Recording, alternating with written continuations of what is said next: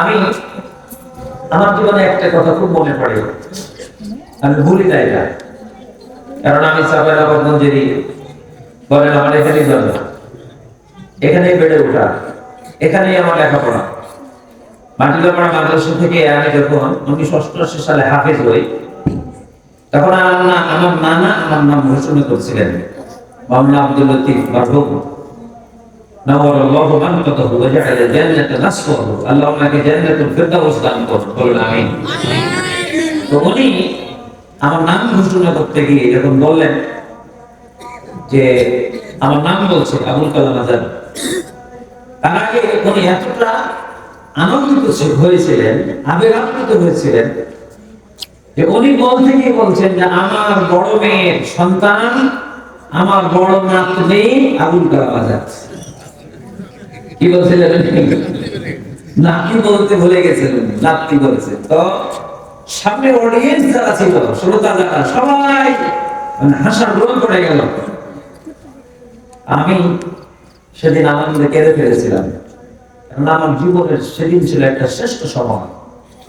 কারণ আমি আল্লাহর কোরআন সেদিন মুখে ধারণ করে যখন আমাকে হাফেজ হিসাবে যখন খেতাব দেওয়া হলো, তখন নিজেকে অনেক বড় মনে হচ্ছিল, মর্যাদাবান মনে হচ্ছিল, পাশাপাশি আবেগাপ্ত হয়ে আমি কিন্তু সেদিন কান্না শুরু করেছিলাম। তা আজকে আমাদের এই যে তিনজন ছোট্ট ছোট্ট সোনামণি, ওরা হাফেজা হয়ে গেল, ওর বাবা মা যে আজকে কি আনন্দিত, আর যাদেরকে আমরা আজকে সমাহিত করলাম তারা যে কি আনন্দিত হয়েছে, তাদের অনুভূতিটা আমার মনে হয় ওরা ছাড়া এটা কেউ ফিল করতে পারবে না।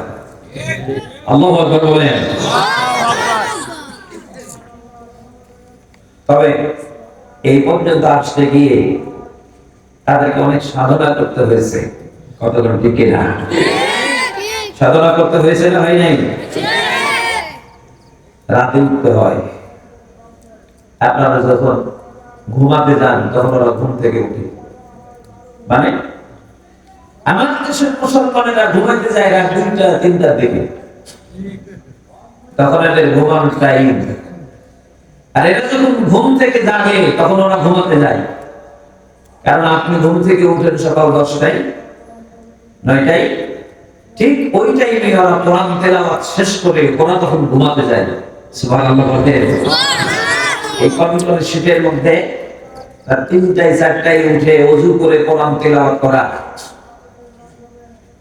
আপনার কাছে মূল্যায়ন কম হতে পারে, কিন্তু এটা কত কঠিন কাজ শুধুমাত্র যারা এই মাদ্রাসার ছাত্র ছাত্রী এবং ওস্তাদ তারাই জানে, আর কেউ জানে না। কতক্ষণ ঠিক যাবে? আমার দেশে কিছু নাস্তিক আছে, কিছু ইসলাম বিদ্বেষী আছে, এদের খুব আফসোস হয়, বাংলাদেশটা আর বসবাসের উপযোগী থাকলো না, ব্যাংকের সাধারণ মতো শুধু মাদ্রাসার পর্যায়ে গেল। ওরা খুব কষ্ট করছে, হতাশ হচ্ছে। আমার এক নাস্তিক আমার সাথে পরিচয় রাজশাহীতে, বলছে হুজুর আপনারা আলেম মানুষ, কি বলতে কি বলি মন খারাপ করবেন, এত মাদ্রাসার কি দরকার আছে? রাজশাহীতে এই সেদিন দেখলাম হাতে গোনা 5-7টা মাদ্রাসা, এখন কত প্রতিষ্ঠান, এক উপশহরে প্রায় 250 মাদ্রাসা আছে। আলহামদুলিল্লাহ বলেন। তো উনি কষ্ট হচ্ছে, তো আমি বললাম আপনার কষ্ট হয়, কিন্তু আমাদের খুশি লাগছে। বললো কেন? এমন আপনারা বলেছিলেন না যে এবার জমিনে আমরা রবীন্দ্রনাথ ঠাকুরের জন্ম দেব? আপনারা কোনোদিন বলেননি এই বাংলার জমিনে সালাউদ্দিন আইয়ুবীর জন্ম হবে, এটা বলেননি। শহীদ তিতুমিরের জন্ম হবে, এটা বলেননি। খালেদ বিন ওলীদের জন্ম হবে, এটা বলেননি। আপনারা রবি ঠাকুরের জন্ম দিতে চেয়েছিলেন, এই জন্য আল্লাহ রাব্বুল আলামিন আপনাদেরটা মঞ্জুর করেননি, আমাদেরটা মঞ্জুর করেছেন। আল্লাহু আকবার বলেন।